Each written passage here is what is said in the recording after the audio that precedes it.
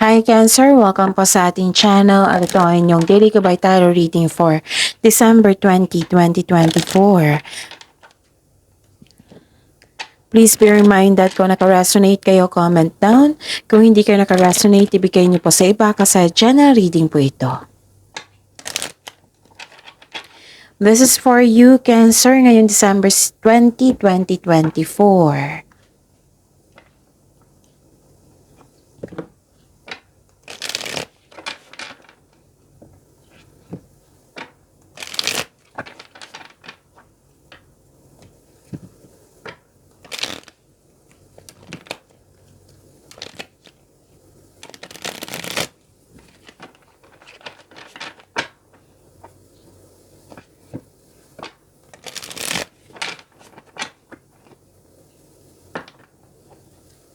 Para po ito sa inyo Cancer ngayong December 20, 2024. Maraming salamat po sa inyong patuloy na tiwala, suporta sa ating channel at maraming salamat din po sa mga hindi nag-skip ng ads. Gamitin ang reading na ito bilang gabay lamang. Sa mga hindi pa nag-subscribe, subscribe na po kayo at click bell notification para malaman nyo na may bago tayong video. Para sa mga gusto magpa-reading po, may lumabas dyan sa screen nyo ngayon. Panoorin nyo po at sundin ang instruction. Calling the attention sa mga suki ko dito na Cancer. Open na po ang inyong monthly Gabay Tarot reading for December 2024. May 6 months from now reading tayo at love life reading po. So message me Cancer for schedule. Maraming salamat po. Spirits Guide, mga ganap po para kay Cancer ngayong December 20, 2024. I need 3 cards po.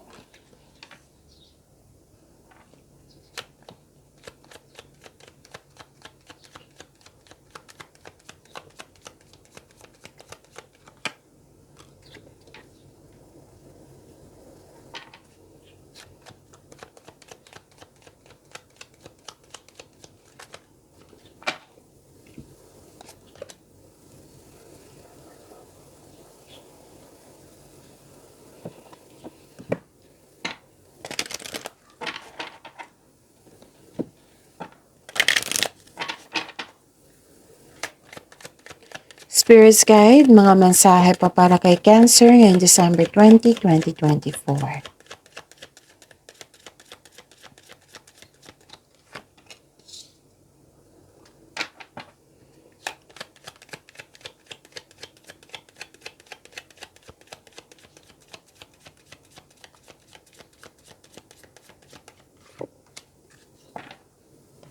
Okay, Cancer.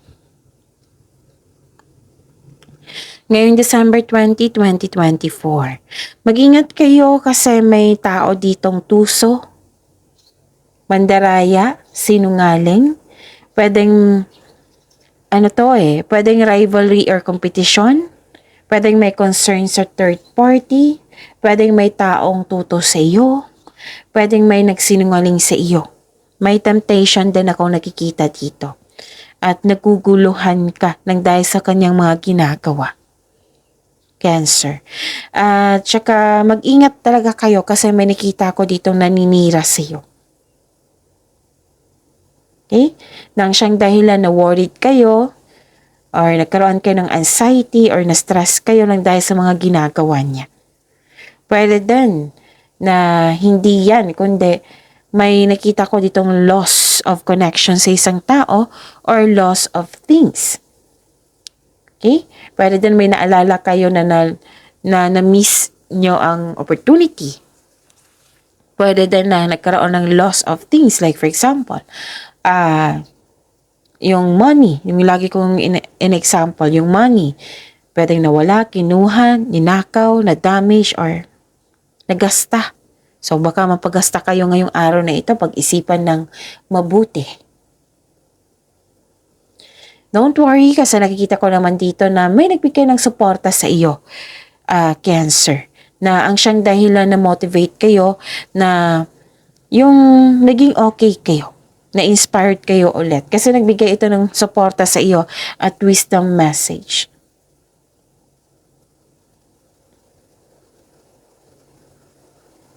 Okay? So, yun ang mensahe. Pay attention to your dream time. Messages of guidance are drifting in. So, connect kayo sa inyong intuition ha. Kasi may sinabi dito na may mensahe na para sa inyo. Kung hindi yan nyo alam kung paano mag-connect sa inyong intuition, isearch nyo po sa Google on how to connect to your intuition. Kasi maraming paraan yan. The universe is calling you to notice important synchronicities. Pansin nyo, dalawang card na nagsabi dito na may mensahe na para sa inyo. So you have to connect to your intuition. Spirit guide. Energy po ni Cancer. Ngayon, December 20, 2024.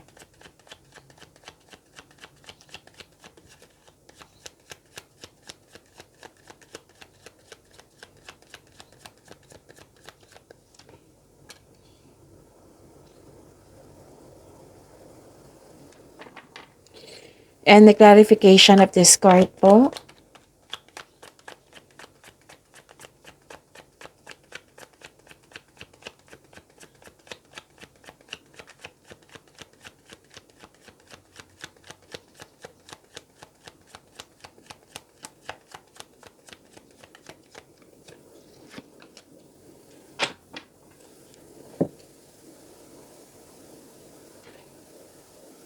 Okay, Cancer.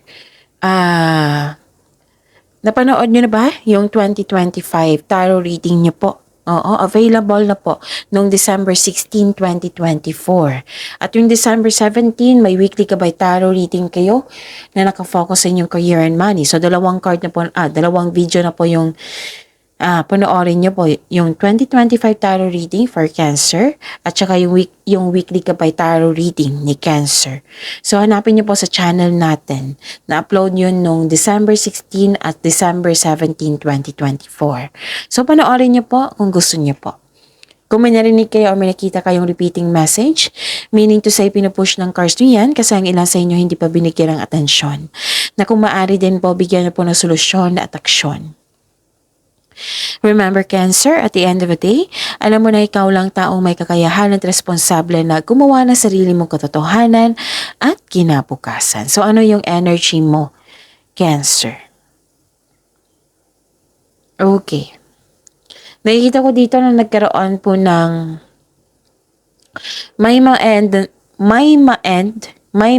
na cycle dito at dahil nito hindi ka ready sa changes.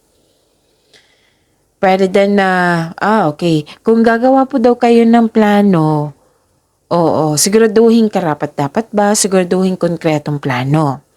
Tapos kung may delay, habaan ang pasensya, kailangan nyo maghintay. Okay, kasi may nakita ko ditong nabigo kayo, you felt defeated kasi nga may maling plano, kasi nga nainip kayo sa delay. So ano yung gawin? Siguraduhin ang konkretong plano yan. Siguraduhin yung mataas ang pasensya mo at pag-intindi dahil sa delay. Pwede din delay ito ha, dahil sa may tutol, delay sa hinihintay nyo, delay sa hindi kayo makagawa ng aksyon. Okay? So, you're ready to move on. Okay. You are ready to move on.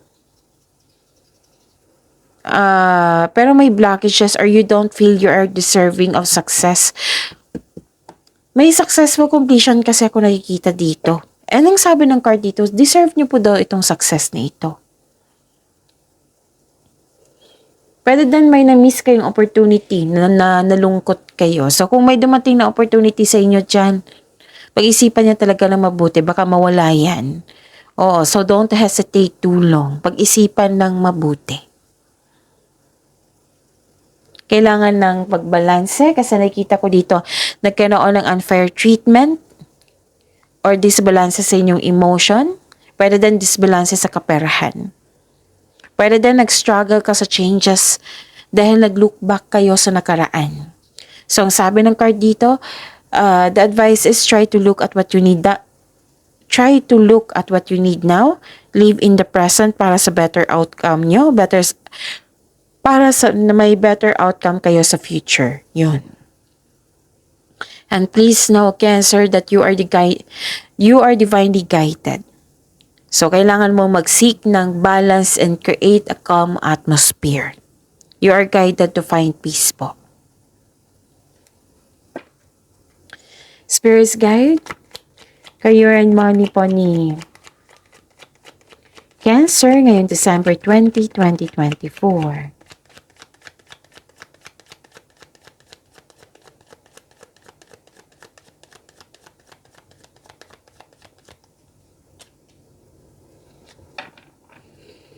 And the clarification of this card po.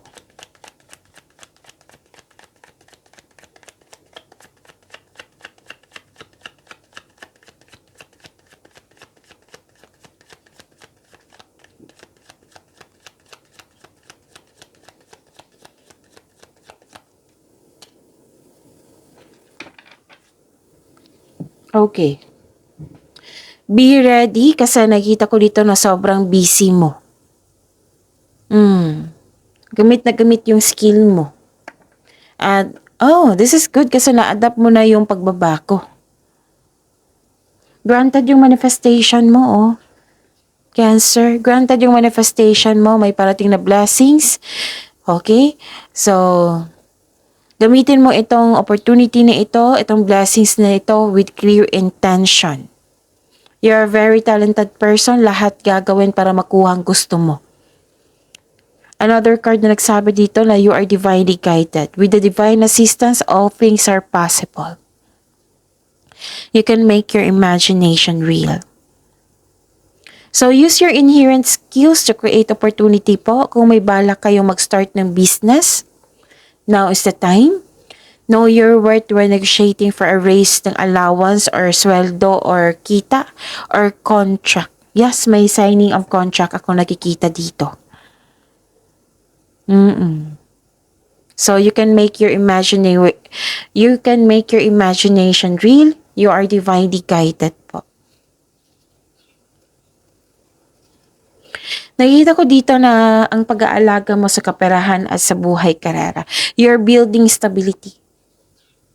Conserving resources, andito din. Posibleng may regalo, alok, or pamanang parating.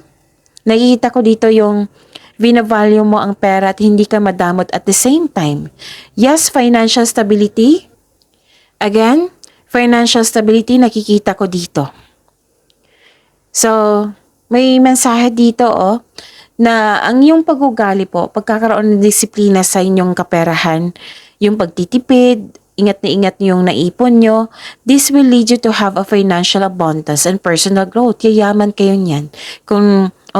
Basta magkaroon lang ng disiplina sa pag-iingat, sa pagtitipid, at pag-iingat sa inyong naipon. Okay? Bigyan din ng panahon ng sarili mo, sabi ng card dito. Kumbaga, pamper yourself. Cancer, deserve mo yan. Ang ilan sa inyo, nagpasya na magtrabaho sa abroad or ang ilan sa inyo nagtrabaho na sa abroad. Conservative kayo sa money at investment. Gusto mong magkaroon ng financial security kaya mas focus kayo ngayon sa inyong trabaho.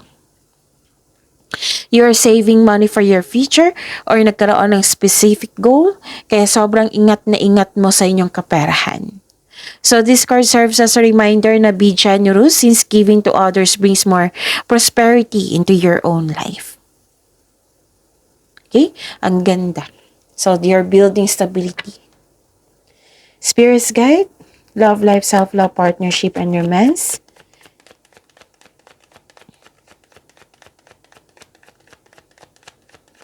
Ni Cancer ngayong December 20, 2024.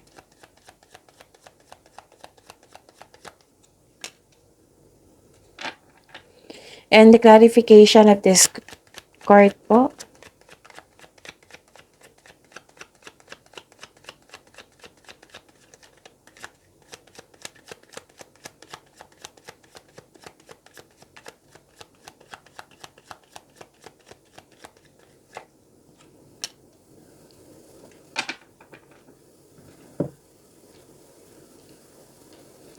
Okay.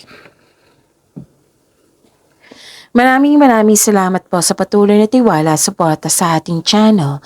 At maraming salamat din po sa mga hindi nag-skip ng ads. Pag-isipan nyo ng mabuti kung may opportunity or may nag-offer sa inyo dyan. Kahit manliligaw pa yan or isang tao.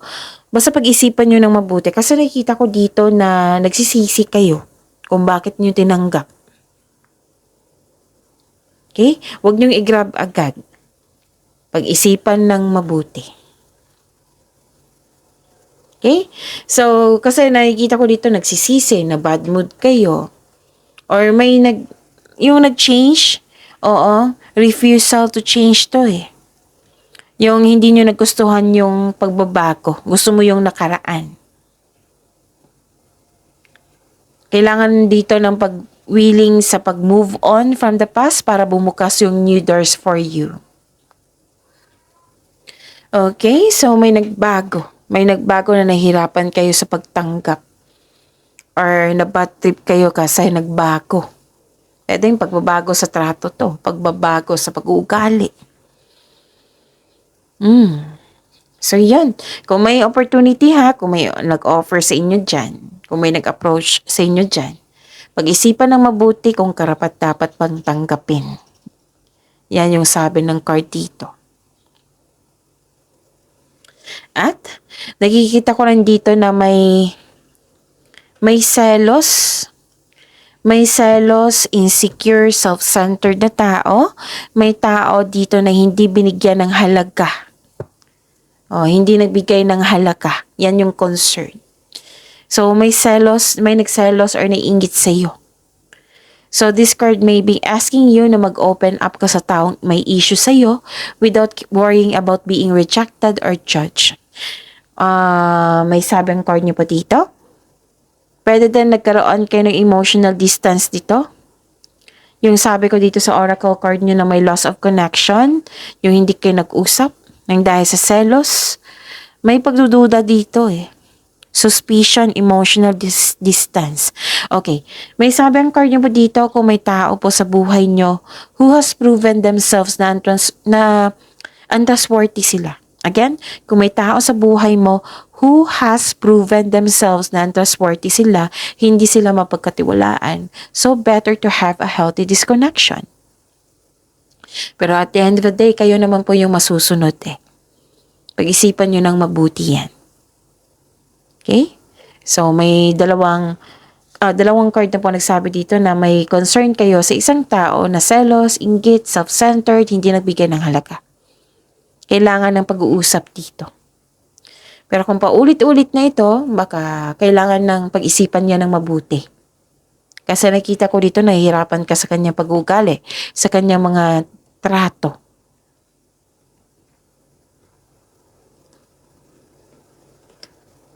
Okay? So, yon. Ano pa?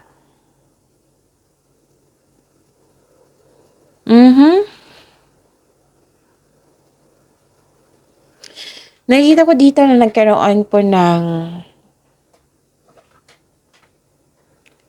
okay. Kaya pala focus kayo sa inyong kaperahan. May specific goal dito na sinabi na future. Para sa future mo, naghahanda ka ng... Yung nagkaroon ng sense of stability, lalo na sa mga marelasyon dito. Naghahanda kayo. Like for example, mag-iipon ako para pambili ng engagement ring. Mag-iipon ako para pambili ako ng bahay, ng property. Mag-iipon ako pagpatayo ng bahay to start a family. May nakita kong ganyan. Hinahanda ang sarili. Kumbaga, yun. Yung nagiging ready ka. What I meant is, nagre-ready ka dito. Para sa future. You're concerned sa iyong future eh. Gusto mo ng stability. Kaya ingat na ingat ka sa iyong kaperahan, sa inyong career, ganon. Okay? So, nakita ko lang dito na ang ilan sa inyo sa mga single nag-manifest ng wonderful relationship. Kahit sa mga marelasyon, sa buhay mag-asawa. Nag-manifest kayo na Sana magiging okay na, sana magiging okay, may mag-last yung relationship namin, ganon. Nakikita ko dito. So yun na, connect kayo sa inyong tuition kasi may importanteng mensahe na para sa inyo. Okay? So pag-imanin niyo po yung blessings na binigay sa inyo. Cancer, see you tomorrow. Please like, subscribe, and click bell button for notification para updated po kayo sa daily tarot reading natin. Maraming salamat po.